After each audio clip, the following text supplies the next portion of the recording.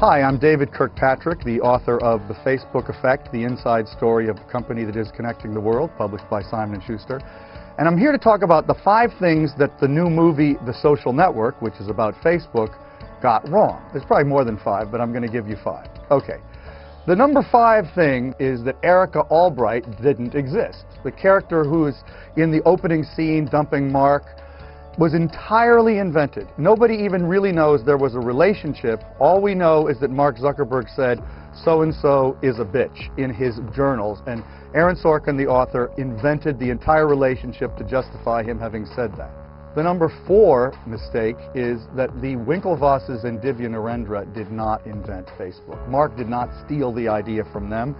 The movie isn't unequivocal saying that they did, but the movie suggests that's a real possibility. There is no possibility of it. Mark was very rude to them. He definitely led them along, and he did things that were really wrong, but he did not steal an idea from them because there was no idea to steal.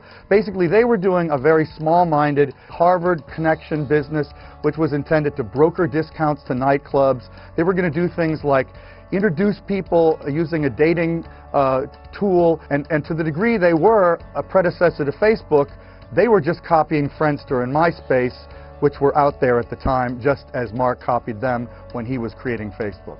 The number 3 is that the movie ends with Eduardo Savarine, walking away, having been squashed out of the company by Zuckerberg and having 0.00000000001% of the company or whatever it was.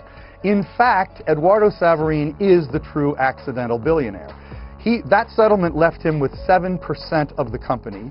Today, that's worth, depending on how you value the company, as much as $2 billion. But of course, the movie left that out, because if you were to include it, the whole story of which depends on you being sympathetic to Eduardo as the one who's wronged by Mark wouldn't really have worked. Okay, the number 2 reason is that Mark Zuckerberg did not create Facebook in order to impress a chick. He started Facebook because he thought he had a better idea for how students at colleges could communicate. He had a vision about how the internet was changing the world, and he wanted to apply it to the college context.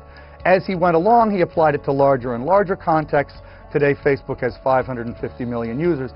And believe me, somebody who started his business in order to impress a chick will never have built it to 550 million people in 6 years. It doesn't happen. That's never happened before anyway.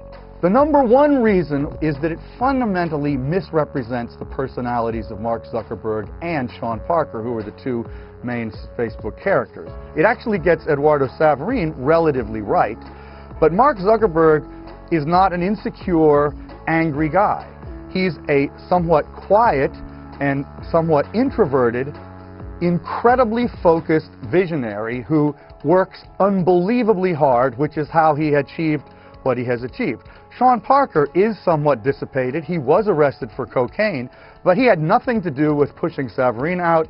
Very social, very friendly. He was the front man. He was smooth, but not smooth in the sort of very manipulative way that Justin Timberlake plays his character. He's actually smooth because he really knows a lot about the internet, and he was equally passionate as Mark was about the potential of this business. So, there's 5 ways. I could probably think of 15 more, but the movie is a great movie, but don't treat it as the history of Facebook.